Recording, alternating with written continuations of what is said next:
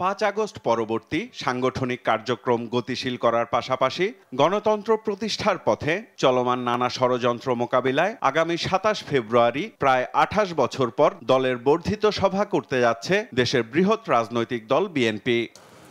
বর্ধিত সভার প্রস্তুতির অংশ হিসেবে সোমবার দুপুরে জাতীয় সংসদের এলডি হল সংলগ্ন মাঠ পরিদর্শন করেন বিএনপি নেতারা।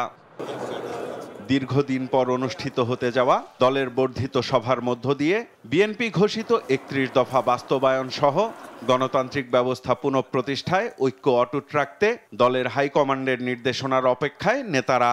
আগামী দিনে আরও কি পদক্ষেপ নিলে, কিভাবে 31 দফাকে বাস্তবায়ন করলে আমরা দেশকে একটি শক্তিশালী গণতান্ত্রিক ভিত্তির উপর গড়ে তুলতে পারবো, সেটি হচ্ছে প্রত্যাশা। সুদৃঢ় ঐক্যই রুখে দিতে পারে সকল ষড়যন্ত্র, এই স্লোগানটিকেই কিন্তু আমরা সামনে এনেছি। বর্ধিত সভার আয়োজন সফল করতে সামগ্রিক প্রস্তুতির বিষয়ে তুলে ধরেন আয়োজকরা। 4000 লোকের প্রায় সমাগম হবে, সেগুলির জন্য ডাইনিং কি হবে এবং কিভাবে পরিচ্ছন্নভাবে তাদেরকে খাওয়া দাওয়া করানো হবে, সকাল থেকে আরম্ভ করে রাত অবধি আপনার এটা চলবে।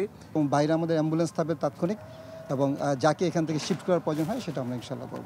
সভাস্থলের প্রস্তুতি পরিদর্শন শেষে কথা বলেন বিএনপির মিডিয়া সেলের আহ্বায়ক ডাক্তার মওদুদ আলমগীর পাভেল ও দলের যুগ্ম মহাসচিব শহীদ উদ্দিন চৌধুরী আনি। আমাদের ভারপ্রাপ্ত চেয়ারম্যান তার বক্তব্যের মধ্যে খুব স্পষ্টভাবে আগামী দিনে আমাদের করণীয় কি, ভবিষ্যৎ বাংলাদেশটা কী ধরনের হতে পারে, আমরা সে আলোচনা নিয়ে আসবো। ঐক্যটির পুনরুচ্চারিত হবে, সবাইকে একখানে করে পুরো দেশের সর্বস্তরের যারা প্রতিনিধিত্বশীল নেতারা যারা আছেন এই বর্ধিত সভায় তারা সংযুক্ত হবেন এবং আসবেন।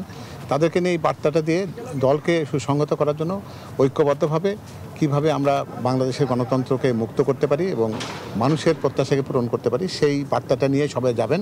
বর্ধিত সভায় উপস্থিত তৃণমূল নেতাদের বিভিন্ন প্রশ্নের সরাসরি উত্তর দেবেন দলের ভারপ্রাপ্ত চেয়ারম্যান তারেক রহমান। সম্ভাবনা রয়েছে দলের বিভিন্ন স্তরের গুরুত্বপূর্ণ পদের রদবদলেরও। সাইফুল রিপন, দেশ টিভি, ঢাকা।